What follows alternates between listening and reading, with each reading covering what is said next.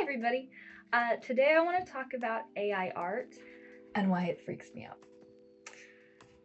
So first of all, I want to say that I know this is a heavily debated subject right now, and I want to give my perspective as an author and illustrator and share the perspectives of other people in my community who I know personally. And of course, because I'm a Webtoon creator, I want to take a look at what AI art is currently on the platform and talk about, what maybe is to come with Webtoon and AI. So I first noticed AI a year ago. At the time, I was curious and pretty innocent to the implications of AI and where these data sets and information had come from. And so I joined an early version of Midjourney that was available on Discord. And at the time, the quality, it was fair. It wasn't extravagant. It still had a lot of growing to do. And I played around with it for a few days and I told my family about it. And I thought it was silly fun, possibly a way to get inspiration. But I didn't have all the facts yet, and quickly my opinion changed.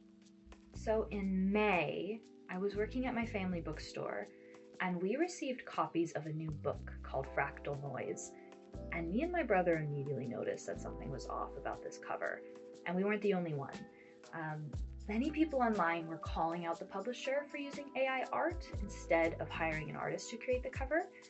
The publisher did release a statement and they claimed they weren't aware the cover was AI generated when they licensed it, but it was too late for them to change it as the book was already in stores.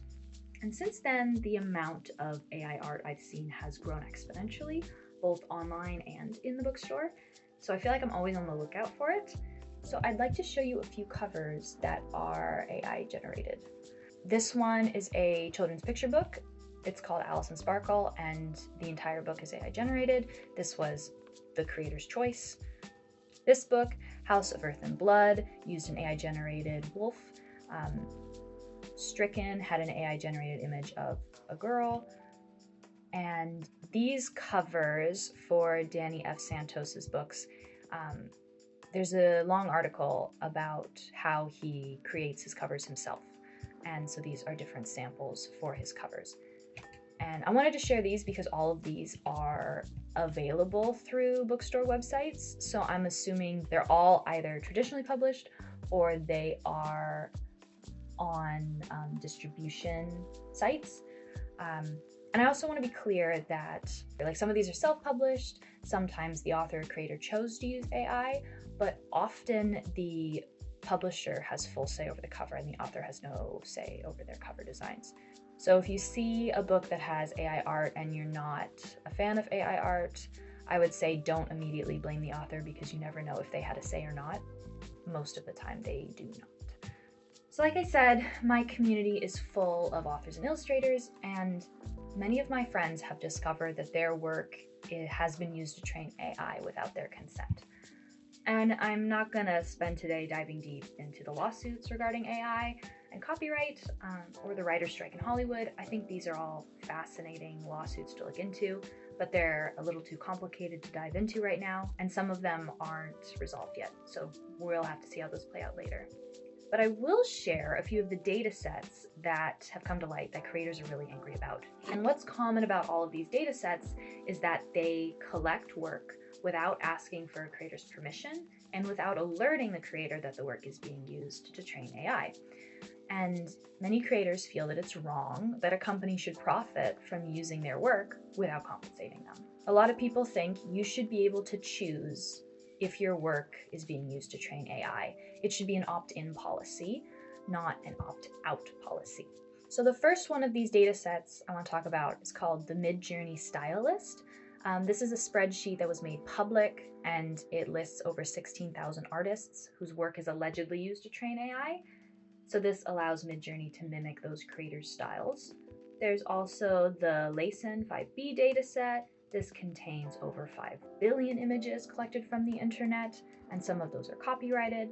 So if you're worried about your images being used and mimicked without your approval, there are products coming out that can fight back against AI theft. One is called Nightshade and another is called Glaze. And they basically alter the image in a way that the human eye can't detect, but the AI model can. And it defends the work against mimicry, and it messes with the way that the AI understands what's happening in the image. The third data set I want to talk about is called Books 3.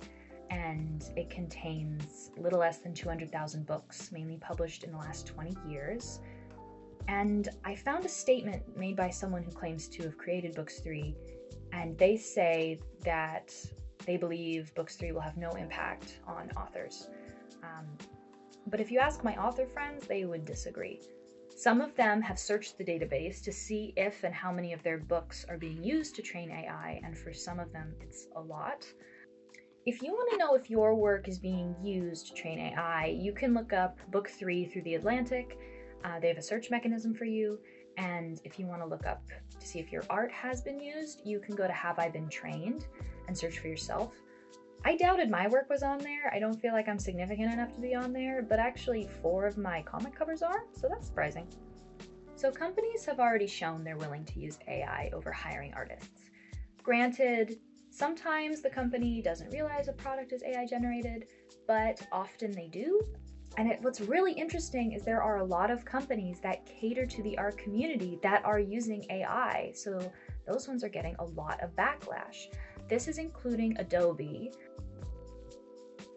Webcam, children's book donation programs, a famous French art and animation school, and Michael's stores. And the reason this is surprising is because all of these companies and organizations are so very pro-artist, and yet have chosen to use AI art instead of reaching out to artists within their communities to help with these products instead. There's also an alarming number of courses online that use AI imagery for advertising. Take a look at this AI-generated digital guidebook.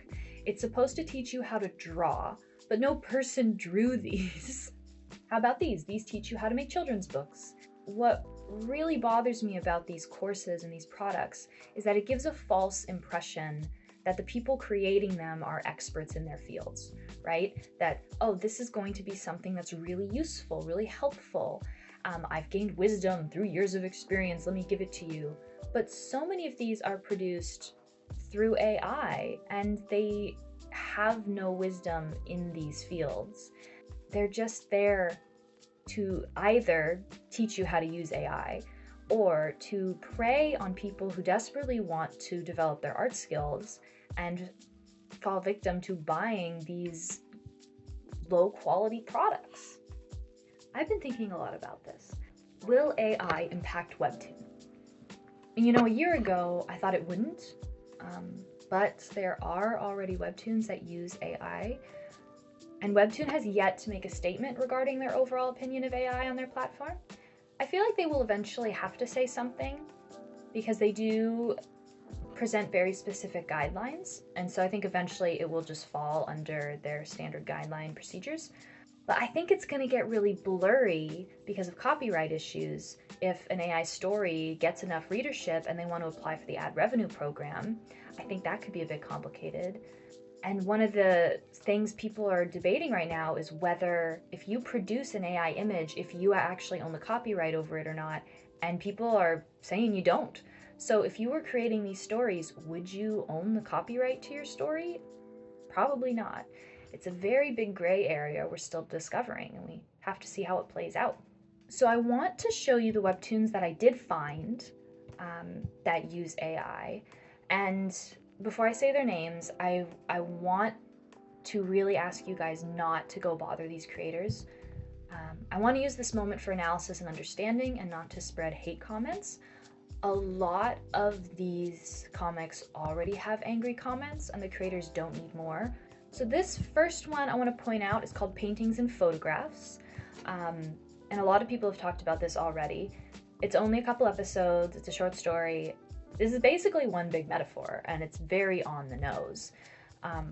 It follows a character who's a painter and around the invention of the camera, and the painter is feeling like her craft is changing and she's not gonna be able to keep up with the times. So it's very on the nose for what AI art is and how a lot of people feel about AI. And what I will say is this is a great example of something I was worried about, which is character replication. I thought for sure AI wasn't there yet, that they weren't going to be able to, create a consistent character throughout a whole series of panels. But this comic shows that yes, AI in fact can replicate characters well enough to make them recognizable throughout a story. This is also an example where the creator isn't hiding it's AI generated, and I feel its existence is there to start a conversation regarding what AI means to the future of art. Another comic I came across is called The Grand Exchange. I tell you about this one, but the creator has deleted their episodes. They are a painter, and they said they originally wanted to produce this by painting, but it was too much work. So they went to AI to streamline that process. But now they've taken it all down and they say they're going to try to start over. So we'll see what happens, but I wish them the best. Now, some don't openly say they're AI generated. And I think that sets up a bad impression, especially with readers. I think people would much rather you just openly state it in the description or at the bottom of chapters or somewhere that it's AI generated. Another one I want to point out is called My Girly Life, and it started out as AI generated, but about halfway through the artist changed their mind and now they draw by hand. There are negative comments under almost every AI story, which is really surprising to me because the Webtoon community feels very positive. I've only ever seen negative comment sections when people were upset with how a story ended. Like the finale didn't live up to expectations. The rest of the time, I feel like these comment sections are just joyful little fandom rooms where everybody can come together and be happy and excited. And so coming to these AI stories and finding all of these angry comments was pretty surprising. There was a South Korean webtoon that got in trouble for using AI and has vowed not to use it anymore. There's a story called Blood Reverie, which is an interesting example because it's not AI illustrated, but the creator has used AI as a tool. Notice how the bird is AI generated, but not the rest of it. Then this could be an example of a Webtoon original using AI, which could lead to a really interesting discussion later on. Also, if you just Google Webtoons and AI, there are guided, detailed how-to videos on how to make AI comics, so it's only a matter of time before more AI comics are started on Canvas. What I can say is that people seem very split about these. I did say there are a lot of negative comments, but there are also some very supportive comments, and there are forums where people have shared these, and the people on the forums have said, that's great, I've always wanted to make a comic, but my art was never good enough, and I'm glad you did it, I want to see if I can do it. So there is a very split view. So if you're thinking about making a webtoon, and you're really interested in AI art, I would heavily suggest that you don't. And I don't say this just because of my personal opinions. I want to look at this in a more critical analysis view. I don't think it would be the best choice for you in the long term. We don't know what Webtoon's opinions are going to be regarding AI content on the platform yet. We've seen there are lots of negative opinions on these comics before people even read the stories and give them a chance. It puts a bad taste in a lot of potential readers' mouths, which doesn't put you off on the right foot to gain readership. We don't know what's going to happen with the ad revenue program, so we don't know if people are going to be able to make a living doing this. And we don't know how the copyright's going to work and if you are going to own the copyright of these AI-generated comics. So I think you're much safer in the long run not doing this. And I think you will be far more credible on the platform if you avoid AI. And if you're someone who says, well, I'm a writer, but I'm not an artist. Or you have someone who says, well, I'm an artist, but I'm not a writer. There are ways you can find each other and you can form a creative partnership with people who are looking for creative partners as well. I suggest joining a Webtoon Discord server. There are a bunch of them. And sometimes there are people on there who are searching for a creative buddy to help make Webtoons with. I had a few people ask me and I was like, I'm busy, but I've seen it happen. So I highly suggest if you're looking for someone to make the art for you, that you can find people on there. And you may have noticed there are lots of webtoons that have multiple creators. Even in, traditional graphic novels or in, like DC comics, there's always a writer, there's always like a line art, like a sketch artist or a line artist, a colorist. Like there's a whole team behind these. So if you're feeling like you want to make something, but you're worried about your abilities in a certain area, you can find partners to make it with you. Two brains are better than one, and I think it'll make you far more credible and protect you from problems that may arise in the unknown future.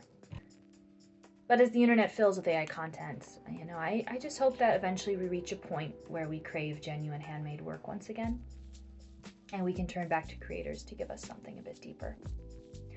Anyway, I don't know how to end this video, so see you in the next one. Bye!